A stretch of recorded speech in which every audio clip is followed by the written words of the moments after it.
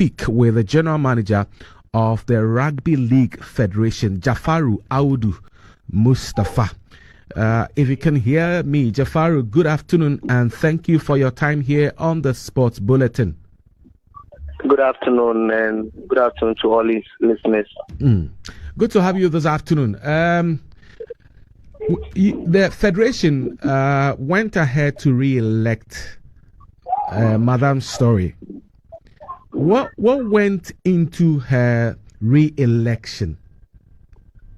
Okay, so as a federation, we after every 2 years we run elections to nominate board members, and this is done by the various clubs. In Ghana, at the moment, we have 6 clubs. So these 6 clubs were the ones who nominated the various persons onto the board. After this, they are elected by everybody else to stand for the position.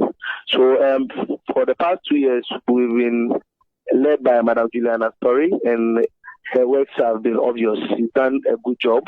So as a federation, we think she's the right person to continue for the next 2 years. So that is why we elected her again. Okay. But Jafaru, tell me, how would you describe the current state of rugby league in Ghana? And where do you, as the man running the day-to-day affairs of the federation, where do you envision it in the next 5 years? We'll come to your priorities and all, but how would you describe the current state of rugby league and how you envision it in the next 5 years? Okay, so as a federation, we are moving steadily. We started actively in 2019, and within this period, we've gone to Nigeria to play tournaments. We've hosted a tournament in Ghana. We brought Oxford University to the country. We've played youth tournaments in Accra and in Kumasi. We've had developments in the north and also in the other regions. We've sent 2 girls to school through this policy. We've also got scholarships for children in partnership with Future Stars charity. We've done a lot. We are currently being sponsored by Polytank. So as a federation, we are gradually picking steps and making strides in the area of the tournament itself, player development with Southport, and then also equipping the next generation of coaches. We currently even have 2 certified coach educators in the country, coaches who can certify other coaches. We have a lot of level 2 coaches in the country, a lot of level 1 referees and officials. We have female referees in the country that run big matches and top-notch matches, and also males. We have a female, a male, and a youth national team. So as a federation, we've done a lot within the space, and we think in the next 5 years, the sky won't even be our limit. We just need the support and partnership from other organizations to make this happen. We believe very soon Ghana will be churning out a lot of talent that we might even export in the coming years. Well, for you to be firmly grounded and for you to have a lasting, success, youth development, I'm sure, is a cornerstone. What structures or programs are you putting in place or being planned to grow the game at grassroots and maybe at the school levels? Okay, so thanks for this question. 2 years ago, we had discussions with the Ghana Education Service. So as to speak, we have letters from them to go into schools. We are currently in a lot of schools in the country. As to speak, I can say of more than 30 in Greater Accra and Ashanti region. We are in almost like 6 or 7 senior high schools. We have also opportunities to enter into the international schools. The only issue at the moment is most of the people we use at the moment are volunteers. So getting a lot of the players to go out to pitch is the issue. But with regards to schools and the grassroots, we've done a lot of work and there's a lot of potential in there. We just need more volunteers who will step up. Aside training them week in, week out, we organize what we call the Rising Star tournament. We've organized 2 this year, one in Greater Accra and then one in the Ashanti region. Okay. The intention is to open into Central region as part of our 5-year strategy to go to Central region also do the same. And if we're able to do this, we'll then move into like regional championship for schools. And what I'm talking about is basic, as in primary, JHS, and then senior high schools. So this is what we are trying to do as a federation. So we are doing a lot with the schools because we believe the schools is where all the talents can be found at the moment, and it's at the central point. We also want to talk about this educational structure. If it can be changed for us, it will help, because you have some of the children coming in the senior high school. By the time you go again, it has changed. So getting the senior high schools involved is just a matter of teaching them and then directing them into the clubs at the moment. Okay, because I was going to ask some of the challenges you face in terms of wanting to expand regionally, and how you are addressing them. But like you mentioned, this. Okay, let's hear you. Okay, so as a federation, we have a 5-year strategy. Okay, and in this 5-year strategy, we want to be in active, running a male, female, and a youth tournament in 3 regions. That is the Ashanti region, the Central region, and then the Greater Accra region. In all other regions, we want to do development. We also don't intend to just go into the regions and pick out individuals to run their affairs. We want to have a structure like elected people and all that. So we are taking our time so that we don't just rush the process. Apart from that, we are into development, so we are going everywhere. The challenges we are facing at the moment is one, it's a new sport, so just a few people know how to play. And most of the people who know how to play can find themselves in the Greater Accra, in the Ashanti, and the Central region. And that is why we are not in other regions. We intend to change this by going there to introduce to schools and get people who will be interested in teaching the sports. Apart from that, also, it has to do with media exposure. And we thank you guys for getting in touch with us. As I said, we are very, very grateful. The more people get to know about the sport, the more people want to help and support. Organizations like Future Star Charity and Polytank and the NECA Foundation are providing us access to these schools and some of these children, and then even giving us scholarships and opportunities. Awudu is one example also. And I can say, if we have more organizations like this who can help us with readily accessible accommodation, so we can move to those places and teach funding, so we can also get people to move out of just volunteering and becomes an active job.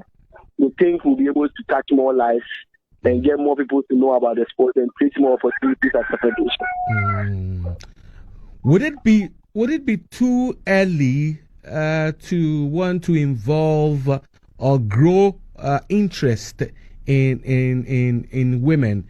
We've seen a growing interest in women's sports in Ghana. Would it be too early for you to make efforts at enhancing women participation in rugby? If we've not done that, I would have said it's too late. We started already by engaging a lot of women in our team. So right. What we did was we started with getting them to manage the clubs as team managers. Fast forward, we got other ladies involved, and then we had clubs. So we had 3 clubs who played in the league in 2023. We selected the best of the best to represent Ghana in Nigeria. We played a 2-legged tournament in Nigeria and played one in Ghana in 2024. Our ladies have the opportunity to play in what we call the World Cup qualifiers. As it stands right now, Nigeria is playing in October. It will be playing Ireland and then Fiji and then Canada for a slot in the World Cup 2026. After this tournament in 2026, the next is 2028. So we intend to start training young girls now, because our earlier model was to get ladies in the universities to play. But then we realized that most of them move into education, marriage and all that. So we intend to start now with the senior high schools and then the primaries. And it's the more reason why we started going to the schools. So as we speak, we have a team of young girls from the Awudu, Accra Girls, La Presec, Pentecost Senior High, St. Michael's, all training towards getting ladies to know the sports. In October, we have a tournament in Nigeria, and we are going to play them before they travel to the tournament in Canada.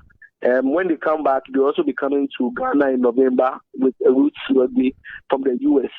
They're also going to bring their ladies, and we're going to have a match with them. So we started building up the next generation of ladies with the intention of having them for more than 8 years. And then we believe by the next World Cup qualifiers, we will be able to now get players within Ghana. We are also not doing just for playing. We are doing it for officials. As we speak, we have level 2 coaches in our midst, 2 females in our midst. We have referees, almost like 5 female referees. All our clubs are managed by female team managers, and we have presidents who are females and managing clubs. We have a full set of females who can officiate a full men's match. Right. We've done it over a period of time. So we are doing a lot in the area of the women, but we believe, like I said, support will make us go places, will open up the opportunities, and then we're able to have a lot of them engaging with us at the same level. Fantastic. I must commend you for the good job you're doing. If you are listening to us and probably you've not heard about the Rugby League Federation, well, we are speaking to the general manager of that federation. Well, I'd love to have you in our studio on Saturday so we can have an elaborate conversation. Somebody does not even know how the game is played and all of that. We can have an elaborate conversation on that, and then try to inspire and draw people into the sport. What do you think about that? Sure, we would find time to make it happen. Sure. I wanted to also state that thank you for the opportunity. And then if anybody wants to know more about the federation, kindly visit our social media handles, Rugby League Federation Ghana. We also we are currently playing our league at the University of Ghana. We just finished the first round. July 27th will be the start of the second round. We'll be playing for 7 weeks.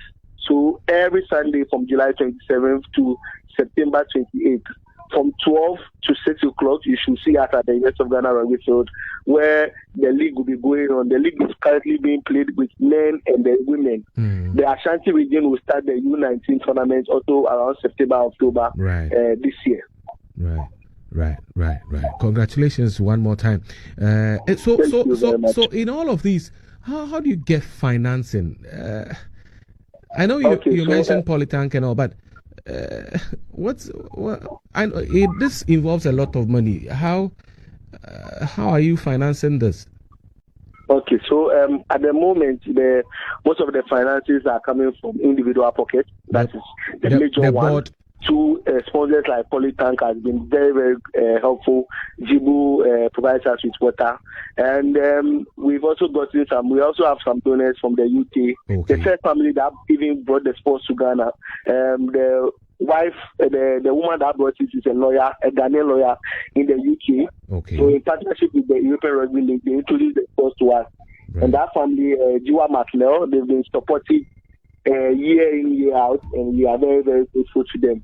Aside that, also money is coming from the international body to help us facilitate the sport. Right. At the moment, as we speak, we are close to becoming full members of the international body, and this will help us get some financing and some support from the international body year in, year out.